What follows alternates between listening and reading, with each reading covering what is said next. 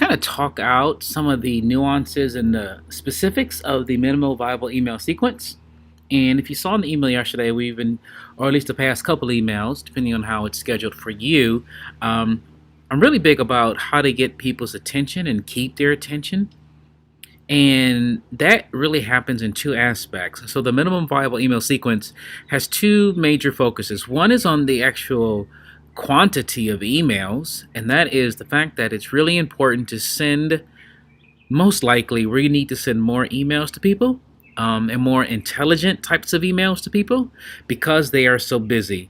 And if we don't understand how our culture is and how people are just inundated with messages and content, we won't realize that our sparsely or random emails that we send are not going to break through the clutter.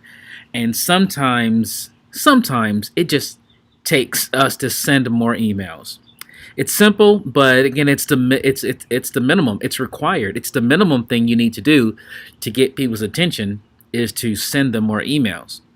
But the other aspect of the idea is that there is a minimum amount of content and a minimum quality of content. And in details of the quality, I'll start right here. If you look on here, there's like four basic aspects of what needs to happen in a minimum viable email sequence. Number one, again, we talked about the quantity. But number two, you need to start influencing and pouring into your communication more of your personality and more of your story. And no matter who you are or how much you disclose, most likely, if you're on this training, you need to disclose more. And if you can, trust people and trust yourself that you can be open, be a little more vulnerable. In today's age, that is going to bring more of a connection. That's going to bring more of an anticipation of what you are going to be sharing. Okay. The third thing here is about forced engagement, and that's the idea that we really want to force people to engage.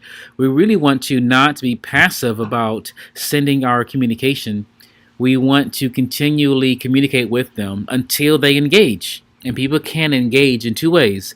Number one, they can engage in a way that says, I'm not interested in you.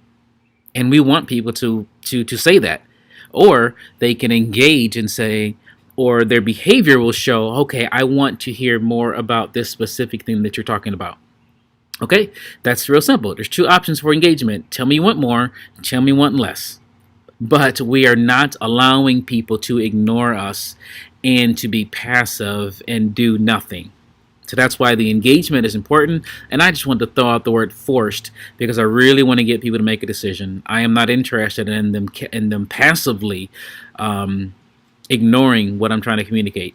Okay. And then the last thing is that your DNA as a format, the media format that you choose to communicate. Your DNA, your let's say your marketing DNA or your marketing superpower, the style or flavor in which you communicate your best. And that can be written, it can be video, it can be live and inspired, it can be polished and recorded. It can be images. You know, you may be a designer and you may be great at designing ads. So either way, the marketing DNA or the marketing superpower is a pretty straightforward program. You can ask me more about that if you're interested. But for now, just realize that you can at least do either written, video, audio, or image. Okay, we can just make it real basic for now. Just pick between those four and realize that you do not always have to write text. Just like in today's communication to you, I am not writing anything. I am simply recording a screenshot of my computer and you can hear my voice. So there are different styles or formats of the way you communicate to people, and you need to leverage your strength. So you see here, I have two basic levels. I'll tell you the third level. This first level is the branding level, or just the level where we sometimes it's called a nurture sequence. And I just want to highlight the fact that there's multiple of these emails, 1, 2, 3, 4 through infinity. And also we want to, again, lean into our personality, into our story at this branding level. And then you see here, this is the segmentation level, meaning in every one of these emails, we're offering something. We're making, a real lightweight offer. An offer can just be for more information or more training. And if the person clicks on the link that talks about the training, that is their engagement. That is them saying, I am interested in that thing. And so what we have in our system, we want to have some type of marketing automation system that recognizes that if they click on this particular link, that means they are interested. And that the interested level, this starts an entirely different and parallel journey, more dialed into the offer, more specific, more narrow. And so oftentimes you've got this branding level or nurturing sequence going on one level, and those who click are going to receive the segmentation content, the really, really specific content on some type of offer, some type of reward, some type of special content. And then we keep following up with them until they respond. And at the bottom here, whether on the top level or on the segmentation level, the person who gets the emails, they are very free to say, let me downgrade. You're sending me too much information.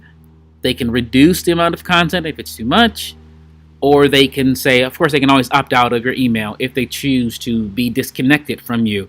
And again, that is a positive thing because you don't want people on your list who are really not sold or really interested in what you have to offer. So if your content is full with personality and story and the quality that you need, people should be interested.